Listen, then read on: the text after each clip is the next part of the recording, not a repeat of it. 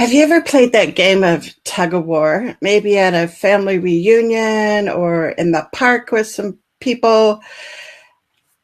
The whole thing with that Tug-of-War game is it might be fun to play at a family picnic, but not so much at an IEP meeting.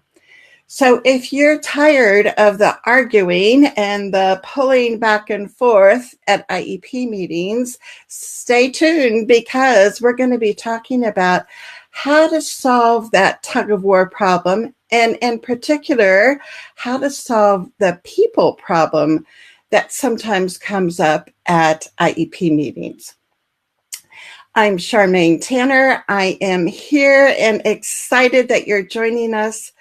We are here every Thursday at noon, and our purpose is to help each of us become better advocates for our children.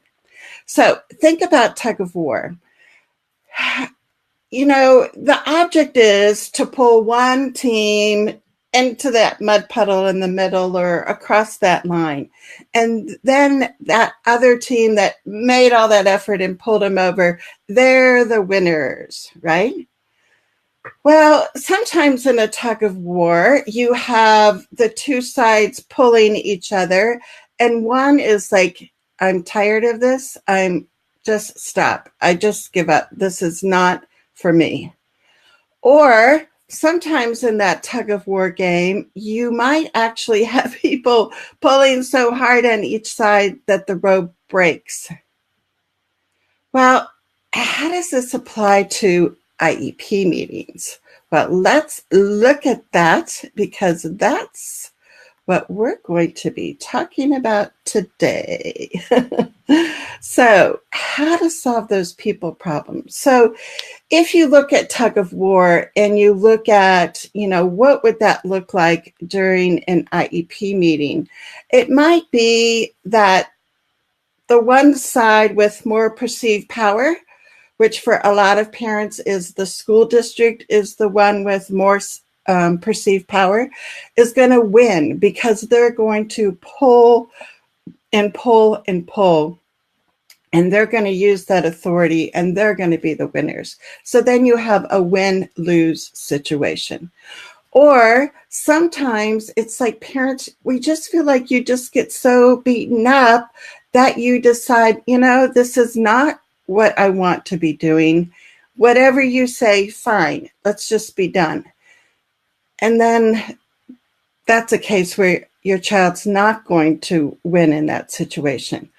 Or during an IEP meeting, instead of the rope breaking, it might be the whole discussion and communication breaks down and you reach impasse. And then you've got to look at something else. So I'm super excited that we have lots of people on with us live. So make sure you say hi and let us know where you're watching from. So if we look a little bit more at what it means at IEP meetings, you can usually have three scenarios when you're playing that tug of war. You might have the administration saying, we won, and they lost. You might have a parent saying, I just give up. Or you might have the situation where the rope broke. And in the IEP meeting, this is what it looks like.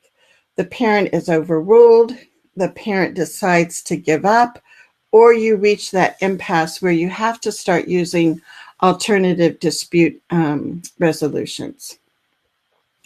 So an alternative to that tug of war game is something called principled negotiations. And this was introduced years ago in a very famous book called Getting to Yes, Negotiating Agreements Without Giving In. So we're going to be using principled negotiations as we talk through our live show today. And if you have questions, type them in and I'll make sure I respond. If you are watching live or on the replay, hit share and make sure you share this with your friends. So In principled negotiations, there's 4 basic components. There's the people component, interests, options, and the criteria that you're going to use to judge decisions. So we're just going to focus on the people part today. And then in upcoming shows, we'll have discussions about the other components. Now, you've probably heard be easy on the person and hard on the problem. Or you might have heard you need to separate the people from the problem. But, what does this mean, right? It's like, I don't know. How do I separate that person? Because I see that person representing the problem sometimes, right? But in order to be effective at meetings, we really do need to compartmentalize, and we need to see that person as a person on the side, and we need to see the problem as what we need to be focused on. So many times in IEP meetings, we start getting into these arguments with the people, and it becomes more of an ego-centered argument versus what the real issue is or what the real problem is that you want to solve. So we want to step away from that, and we want to make sure that what we're addressing is really the problem that we want to solve. And just to remind yourself that that argument isn't about the person, but it's about what your child needs. So even though you may really dislike somebody in the IEP meeting, we need to put that aside, and we're going to concentrate on resolving the problem.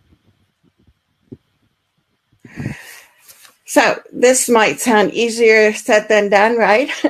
How do we go about separating the person and instead focusing on the problem? So before we go into this, let me do a quick check back here and see if we have any questions that are coming up. Yeah, so we have California represented. And feel free to type in your questions or your comments so we can make sure we have some time to answer those. So let's see here. Oops, I got to turn my phone on mute.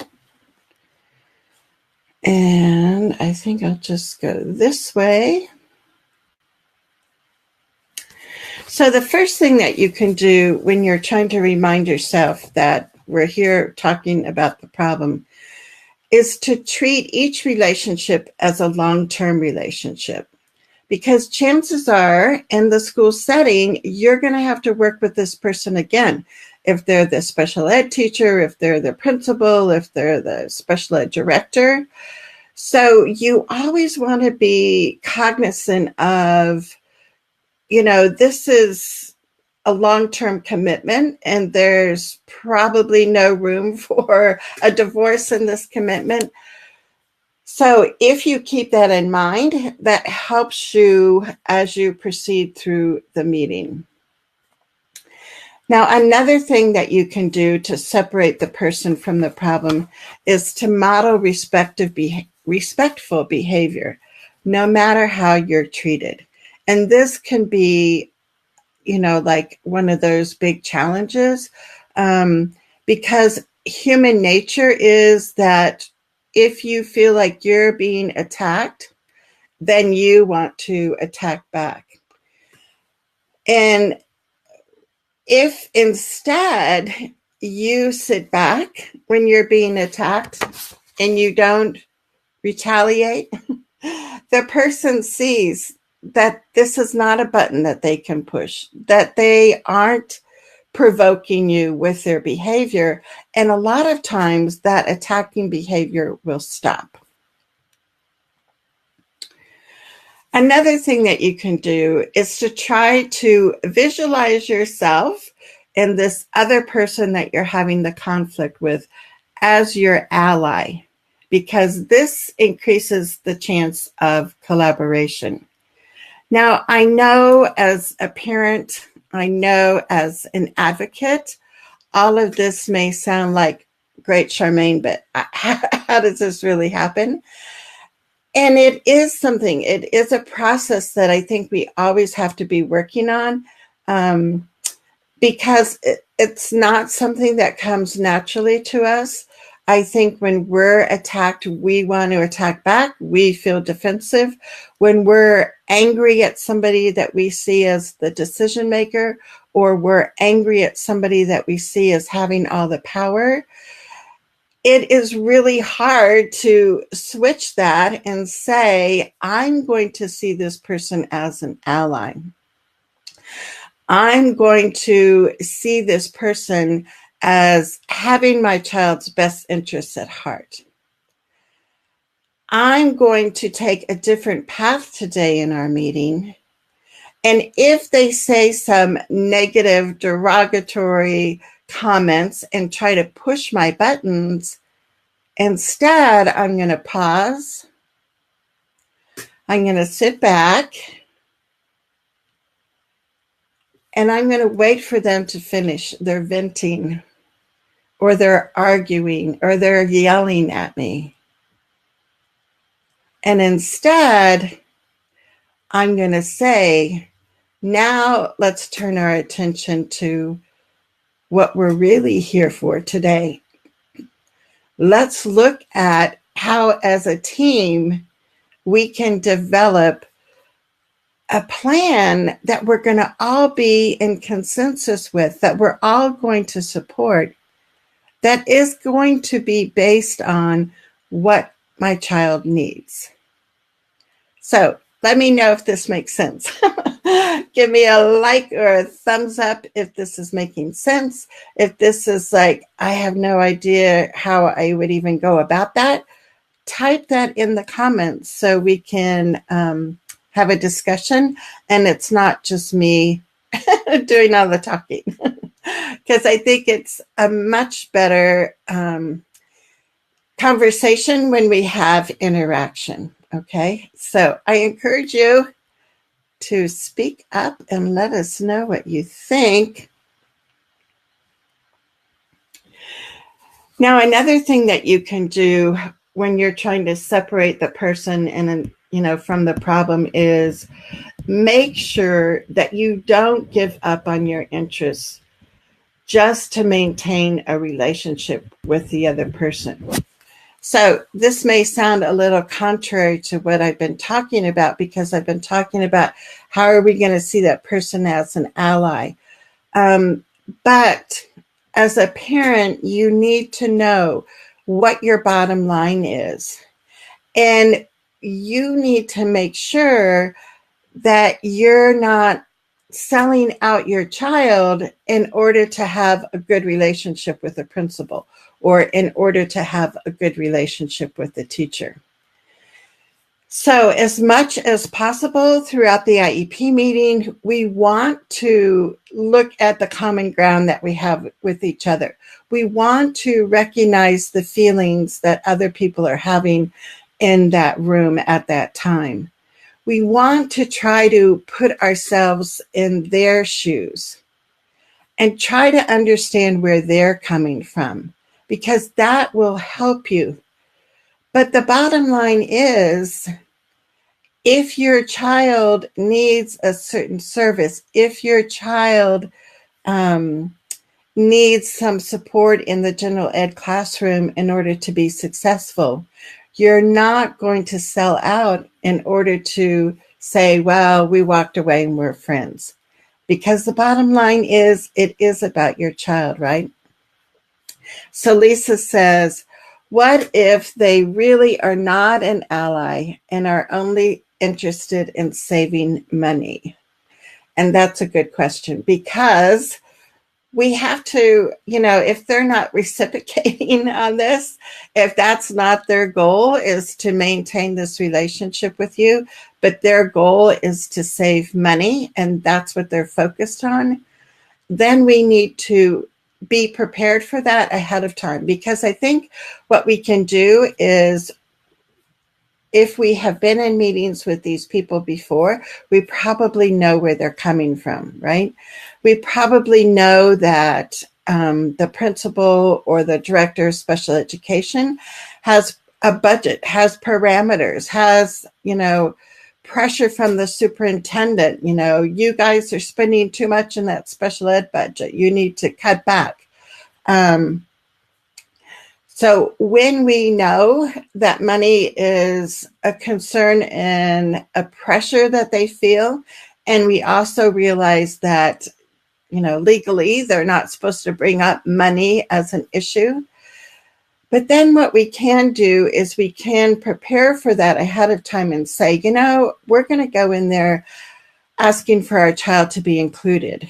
And we're going to look at how we provide supports in the general ed classroom. And I just guess that the principal or the director of special ed is going to be saying no and giving lots of other reasons, but we know that their bottom line is cost. So then what we can do is we can say, I know the reality is that we have to look at, how we're going to use the people in our building the best way. So instead of adding new people, how can we redefine roles that people currently have in the building? We can bring articles that show that inclusion doesn't cost more than segregation. So one of the biggest things, I think, with trying to deal with the people problems at meetings is to do some preparation ahead of time and think about where are they going to be coming from. And if I know that this is where they're coming from, how can I be ready to offer some information that will kind of ease that concern that they have? So we have another question here, and she says that I see the issue of parents seeing the IEP team as the enemy in our group meetings a lot. It's hard to simply get through group meetings when there's so much anger. I feel it will take much work to move past those feelings. And you're right, because especially when parents have had past experiences and meetings that have been really negative and that you just have that anger in the air, it can be hard to move past that. And so there are a few things that I've tried that have been helpful when I was a parent or as an advocate. And so what I've tried to do in the past when I know it's going to be a really tense situation is to suggest to the parent that they sit down and talk with individuals one-on-one before the meeting and have some time to flush this out, because it's not like you can just bury those angry feelings and say, oh, Charmaine says I have to see them as an ally, so I'm going to push down my anger and I'm going to be this bright Pollyanna and I'm going to, yes, they're my ally and we're going to magically create this wonderful meeting. And that's not going to work either. So if there are past negative experiences, if people are still holding on to those negative feelings, one way to do, to counteract that is to have some time before the IEP meeting, like days before the IEP meeting, and have a one-on-one conversation and try to see where you guys agree. Where can you find some common ground? And sometimes it's just like this little thing that comes out in the conversation, and you find out that you're both from Michigan and you love, boating on the lakes or something. And that little tinge of something that you have in common, that's what you need to nurture and build on.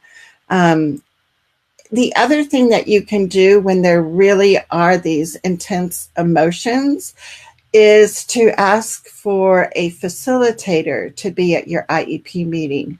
Most states have facilitated IEP meetings where the State Department has trained people to be neutral facilitators, and having a good facilitator at your IEP meeting can really quell and keep you focused on how you need to get resolution to, the issues that you're talking about.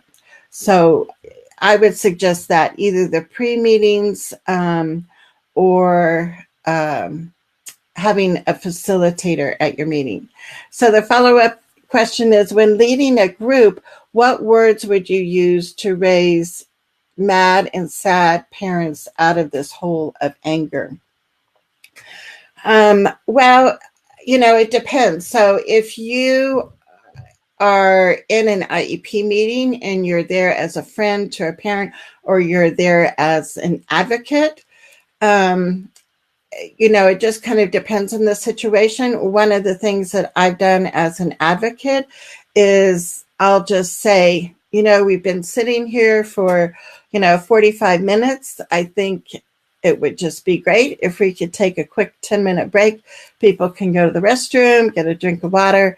And that break is a break in the actual intensity that the parent might be feeling. Go outside of the school building for a few minutes, get outside, away from that situation, and talk things through with the parent. Because it's really going to be hard to accomplish things if this meeting becomes this shouting match. And I've been in those kind of meetings. I've participated in those shouting matches, and it really doesn't do any good. You don't get any further. So,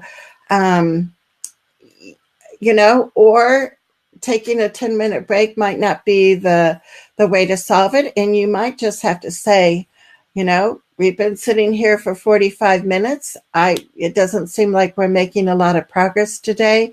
Let's look at rescheduling the meeting. Because you aren't going to get anywhere when there's those raw emotions, at least, what I've seen. So let me know if that helps them.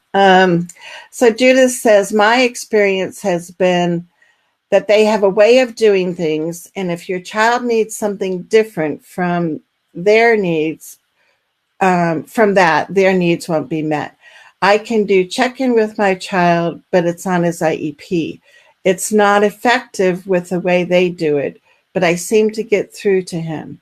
I don't want to be in a position as it affects my relationship with him negatively. So, yeah, that's the other thing to look at, is that a lot of times when we're in IEP meetings, we're asking the school team to do something differently. And as human nature, we are creatures of habit, right? And so it's really easy for us to fall back and do things that we're comfortable with. And when somebody asks us to do something differently, it's like, so whatever the supports are that they need, we need to make sure that the school provides those.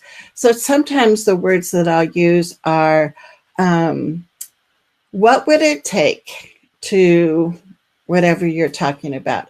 So what would it take to change the schedule so we have check-in time with my child before, right before class starts or at the end of the school day? What would it take?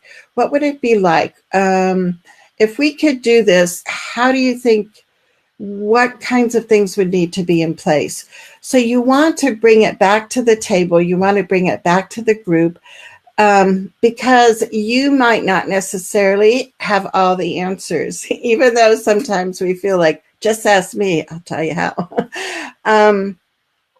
The more that the group talks about it, the more that the group has ownership with the solution, the greater chance you have of it actually being implemented when people have ownership of the idea. So as much as possible, if you can ask open-ended questions and get people to respond and start thinking like, oh, and then it's like, oh, that's great. Well, what about if we, and so people start adding to that idea. And then you look at, okay, so we talked about a few different ways we can do this, and then summarize the options that you've come up with. And then say, so these are some of the things that we came up with. These were some of our ideas. Let's go back and look, because we want to make sure whatever idea we pick is going to fit that need. If we said my child needs a check-in at the beginning of the school day or at the end of the day, the reason why is to set him up for a day that he knows what's going to be scheduled, what's going to be laid out. Or if it's a check-in at the end of the day, that he's got his homework, that he's got all his stuff in his backpack. Whatever the reason is for the check-in, check-out, we want to make sure that our option will solve that and will meet that need. In one of our future broadcasts, we're going to talk about the criteria for making a decision, because that's really important. You don't want to come up with an idea that doesn't really resolve the need that you started with. So, Judith, thanks for asking that. Let me know if there's any more I can elaborate on, and to make sure that makes sense. So with people, I think we want to, as much as possible, identify them as a person we're going to have a long-term relationship with. We know it's not going to be helpful to attack them personally. Instead, what we want to be doing is making sure that we're focusing on the issue at hand. If you feel like you're not getting anywhere and it's just this, banging of heads against the wall, then you need to do something different, right? Because we know that definition of insanity is doing the same thing over and over and expecting different results. So if you know in the past things have been pretty rocky when you're in a meeting with some of the school staff, try to talk with them ahead of time individually. Try to see if you can share what is making you upset. Use those I statements. But I don't know. I guess I'm the type of person that I wanted to just lay my cards on the table. I'm just going to be honest. I'm not going to be attacking or aggressive, but I just need to say, this is how I've been feeling at all the meetings we've had so far. And I don't want this next meeting to be that way again. What can we do differently? And put it back on the other person and see what ideas they have. Because without those lines of communication, without some, sliver of trust, it's really, really difficult to come up with any kind of decision that people are going to be committed to, and that's really going to be helpful for your child. So let me know if you have any other questions. And I want to, okay, here's Holly. Yay for Holly. She says, as a parent, if you feel a plan will not work, how can I effectively relay that to the team? So that's a great question, Holly. Thanks for asking that. So as a parent, you are the best expert, right, on your child, and you know what's going to work and what hasn't worked in the past. And if the IEP team is presenting some plan that is like, I just know in my heart this is not going to work, you need to talk about that at the meeting. So again, you need to look at what your child needs. So you can say something like, okay, let's go back and look at some of the things that we talked about at the beginning of the meeting. When we talked about my child's strengths, we said X, Y, and Z. We talked about how to use his strengths to teach him new things or new skills. I'm not sure this plan is based on his strengths. What do you think? and bring it back to that other person and let them try to rationalize, let them try to answer, does this plan really match my child's strengths? Or is it going to be this negative kind of consequence in the plan that's really going to be detrimental to my child wanting to be at school? The other thing that you can do is when you feel in your gut what they're suggesting isn't going to work, is to ask, again, more open-ended, clarifying kinds of questions. So you can say, I'm not sure exactly what that would look like. Could you explain that more? Can you give me a picture of what this plan would look like? Because sometimes our perception of what the plan is different than their perception. So sometimes it's like we are on the same page, but maybe we're using different words, or maybe how we have it written in the IEP is like too nebulous and up to too many interpretations. So sometimes just starting from, instead of, arguing about the plan, start from really getting clear on what their plan is and have them describe it, have them give you different scenarios of, if this happens, this is what we would do, or, so something like that I think can be really helpful. So Holly, let me know maybe what you've done in the past when they suggest a plan that won't work, and how have you been able to talk about that, and has that worked or not worked for you? So many times I think we can, I know for myself, it can be really easy for me to jump to a conclusion, have a knee-jerk reaction, and it's like I've got to remind myself to ask questions. And sometimes I just draw a question mark, kind of on my paper, and that reminds me, don't get into this argument, ask questions. And if you don't have my Art of Advocacy book, this is a resource that I have to see how it doesn't reflect, suggest that you get. You can get the Kindle version just for 99 cents, or you can buy the paperback version from Amazon.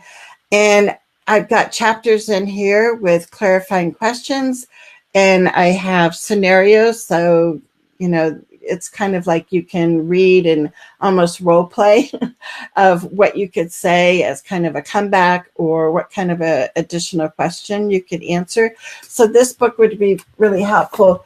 The other book that I wanted to share with you is this book from Nicholas Martin, and it's called A Guide to Collaboration for IEP Teams.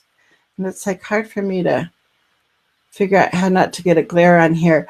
But I'll put this in the post description, and a lot of times I think just see if these books are available in the library. You don't have to necessarily buy it. But this book is mainly written for people who are going to be facilitators at IEP meetings, but it has a lot of great advice for parents in here when you are trying to, reach consensus at an IEP meeting. So A Guide to Collaboration for IEP Teams. The other book that's not, centered around IEPs and special ed, but is to me like this fascinating read is Jerry Spence's book, How to Argue and Win Every Time. And just the title itself, it's like, yes, I must get this book. I must read it. But he is like this wonderful storyteller. So the book is always really interesting. And he has these different things that he talks about from his experience as a trial lawyer, and just his tips for preparing for a trial you can use as tips preparing for an IEP meeting. His tips for, how you want to deal with difficult people are tips that you can use in an IEP meeting. So again, this is a resource that you can check out from the library, How to Argue and Win Every Time. I know some different organizations have resource libraries, and they're looking for different kinds of books that they can put in their library to help parents. So these would be some books that I would recommend.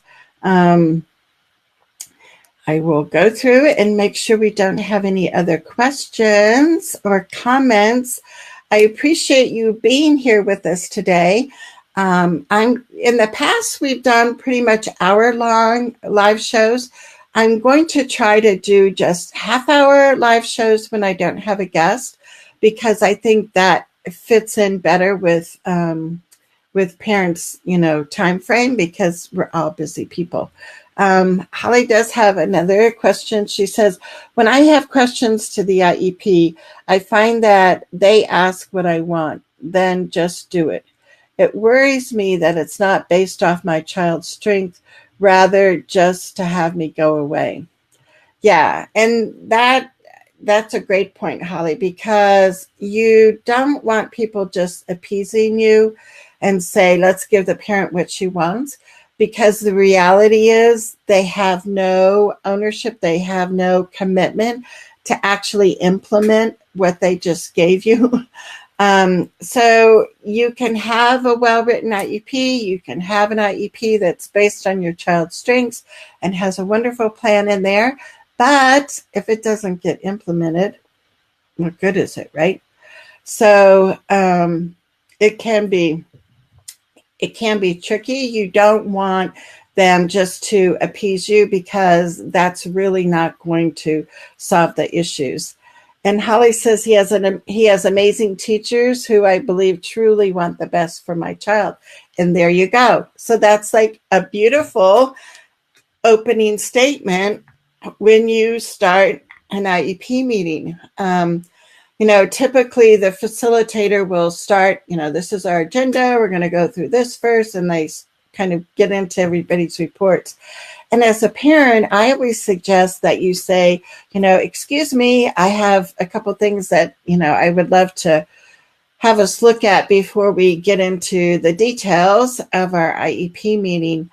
And one of the things that I want to say at the very beginning is that I know my son has amazing teachers, and I know that they want the best for him. So I am so thankful and grateful that we are starting from a place where people do believe in my child. The other tip that I often share for the beginning of IEP meetings is for parents to say, before we start getting into everybody's reports, let's take a few minutes and have everyone go around the table and talk about my child's strengths, and, just name one or two strengths that you've seen from working with my son.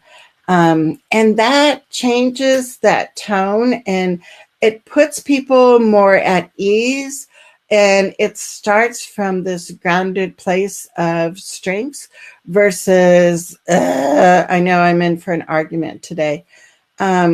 So what we can do at the beginning of the meeting can really have an impact on how the rest of the meeting goes. So I think acknowledging and thanking people for the good things that are happening for your child are important.